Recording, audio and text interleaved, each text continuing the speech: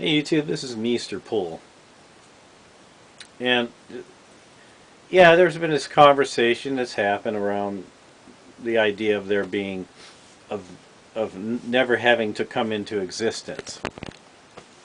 So some people are like, it really didn't come into focus for me. I guess I honestly have to tell you that Inmendham has had an influence on me. I've watched a lot of his videos, and I think the best way to describe it, it was my viewpoint on the world was blurry. And then he did, the way he explained the position that he's taking, it focused everything more clearly for me, and it it rang true because I had seen, but I had seen other people around me more so than my own self. I've had a pretty good life. I mean, I've had my ups and downs. I, there's been sometimes I've thought, I could have, that things could have been better for me, or I have some regrets, and I've made some mistakes in my life. The, what has hit home for me, has made a lot of impact on me, is I've seen other people around me. I've seen pianos fall on them. I've seen tragedy and sorrow and heartache and terrible, horrible things happen to people I've known. And that's been like, wow, I've dodged a bullet. I've come close, and it makes sense that if you're really an ethical person and you are kind and compassionate and caring, in knowing that those other people, they're just like you. They have they have basically the same feelings. We're all human beings, and to be able to like put yourself in their shoes, and when you're going along and you're living your life, and then you're seeing other people, what's happening to them, and the tragedies that are happening around you, people that close friends and neighbors and family members, horrible things happening to them, people you care about, people you love, and and and it's like, okay, your number's up. Someday there's a piano waiting out there over your head that's going to fall on you someday like that, and you don't discount that. Just because it happens to them, you think, it's never going to happen to me. But and that's the gist of it. The gist of it is that you can see that it's not always fun and games. It's not always laughter and parties, and it's not always good times and summer days and pleasant walks in the park and nice swims in the ocean and butterflies and sunsets. It's not always that way. There's stuff going on that's like, if you open your eyes and you take off the optimistic the glasses that are the rose colored glasses, and you see things, like Legati, or they, it's funny, I'll go onto Facebook and I read, the family posts things. Oh, they have a little baby that's going to have a birthday party, or they went on vacation, or they had they did some stunt, or they played an instrument or something, and they're smiling and everybody's laughing and they're having a good time. And then I have posts that come up from antinatalism, and it's kind of like, yeah, it kind of like that rings true, and that there is tragedy, and you can't get away from it. You can only look away so long. You got roadkill, and there's a dead cat in the road, or a dead dog in the road, or a dead raccoon or a possum in the middle of the road, and it's there, and you got to drive, and you got to look on the road, and and you see it, and you go to the dentist, and you got a cavity, and you got to get it filled. So life is just not all about a good time, and it's like, why can't someone see that? It's like, why can't someone see that you are bringing, when you bring someone else here, there is a risk.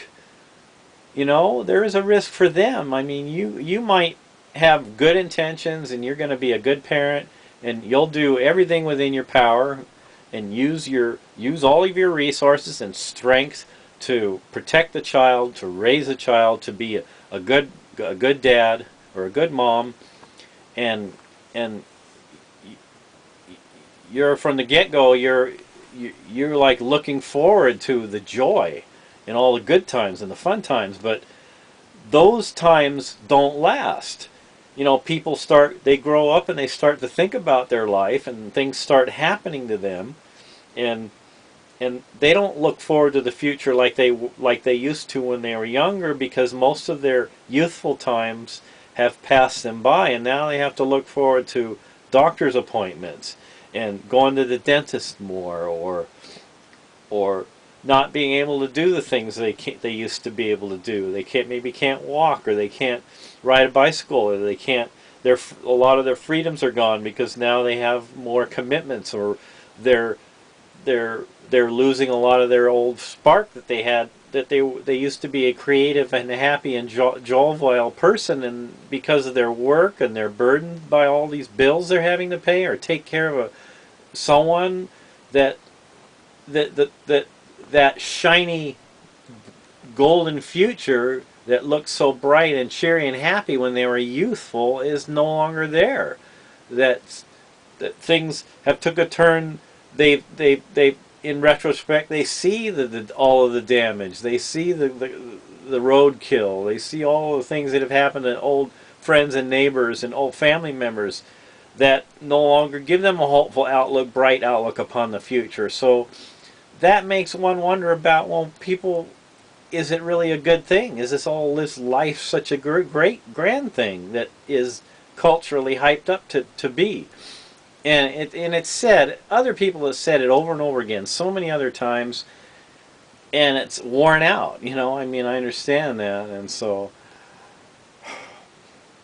yeah, you know, even like the people that are the comedians that look so happy and so, you know, so together, but really in their darkest, loneliest, when they're all by themselves, they want to get out of here. You know, they end up killing people, end up committing suicide, and they don't announce it. They're not, you know, writing notes and making, you know, they do it in their private moment. They're thinking about it. It's more and more as they get older. You think about it, you're dead more, and you think about, you don't want to end up like so and so in a convalescent home that's just sitting there laying in a bed drooling on themselves, having somebody have to change their bedding and their diapers when they're losing their dignity, losing their hearing, can't see anymore. And they're old, and the state's having to take care of them, and the family's forgotten about them, or they don't have any family. So you think, what's going to happen to me when I get old, when I'm like that? And you got to start thinking about an exit strategy. So, yeah, an exit strategy. Like, that's an easy thing to do, right? And, you know, why don't you just exit? You know, if it's that easy. It's like my younger brother. I'm talking to my younger brother, and he said that in so many ways indirectly. He goes, well, if you don't like it, just get out. Like, you don't care, you know. It's like, well, if that's the way you feel, I'll just toughen up and all. You won't bother me. You can check out, and that's what you want to do. You'll do that, and you know.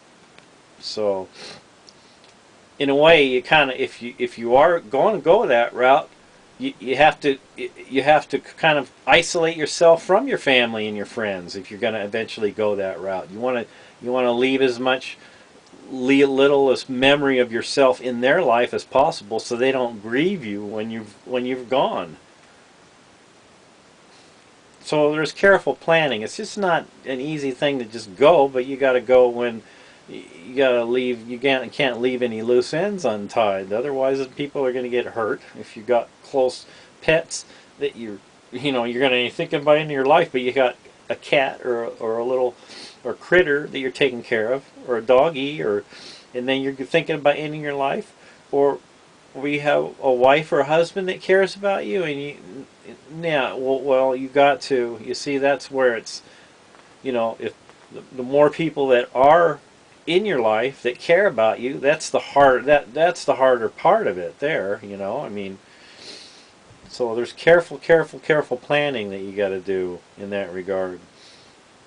And planning in the way of just having it to openly discuss it maybe with family members. I've tried talking to my family, and they're basically, it's very Pollyanna. It's like, don't think bad thoughts. Always think good thoughts. Be optimistic. Look on the bright side. Don't don't think about bad things. No, I don't want to hear that. I don't want to hear that. And they'll turn away and walk away. They don't want to hear serious conversation that doesn't involve anything more than, hey, I went on a great camping trip, or, we went ballroom dancing, or did blah, blah, blah, Facebook, whatever. Anything that goes past that that's very serious is avoided at all costs. And it was weird when I did it. It's just I don't know. I got a weird family. It seemed to have been more normal when I was a kid, but now that I'm an adult, I go around. I don't really like to be around my family now, because I've changed so much as a person. I've thought so much about so many. I've had so much life experiences that have molded me and shaped me, that I'm no longer the same person I was when I was growing up and I was living around my immediate family members. So when I'm around them and I have to see them for whatever reason, they're different people and I'm a different person. So it's like they got to kind of reacquaint themselves with me. So and there's religious viewpoints have changed too. I no longer have. I don't believe in any kind of supernatural like I used to. At a certain time in my life, I was like so serious about the Bible, so serious about a commitment to Christ and following the teachings, that and I started looking around. I'm going, why isn't everybody else as serious about it as I am? And it's almost like a cultural thing or a traditional thing, and it's not to be.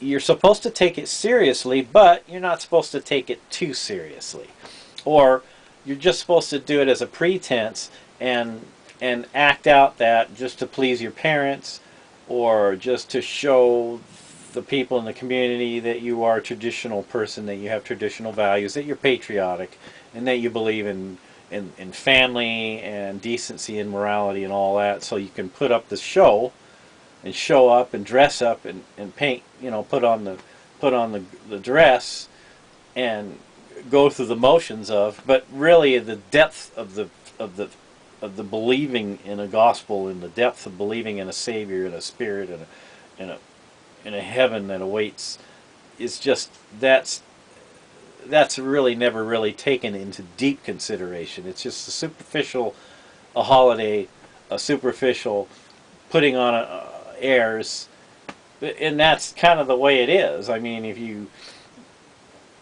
but seriously, if there really were a God that was an intelligence, if there really were an intelligence, would it let things be the way they are or always have been? Would it just keep doing this like for its own amusement?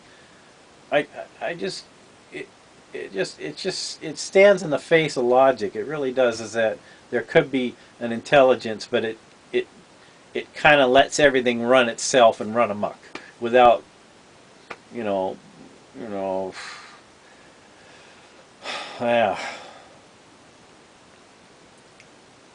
So I don't know.